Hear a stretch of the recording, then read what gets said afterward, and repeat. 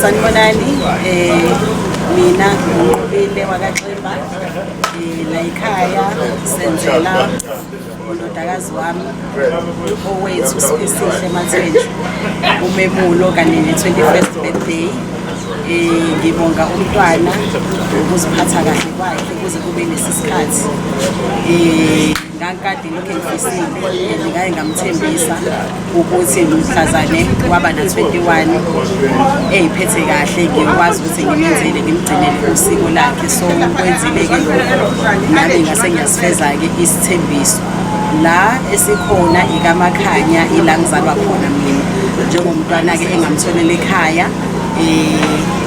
Manje sesizokubungaza-ke usuku lakhe namhlanje. Ngijabulile-ke kakhulu, kuyintokozo enkulu kumina ukuthi umntwana wami ayigcine kuze kube lesi sikhathi.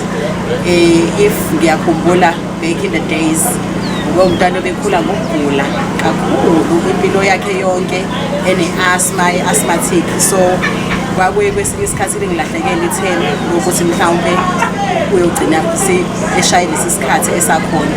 Kepha-ke ngokubusa kaNkulunkulu ekwazi ukuthi amgcine usakhona futhi use-right and kwi-good condition and ngi-happy. Nabantu abaphithizelayo esibamemile bafikile, ngiyababona, ngijabulile and naye ngiyakhona ukuthi ujabulile usuku namhlanje. Ngiyabonga.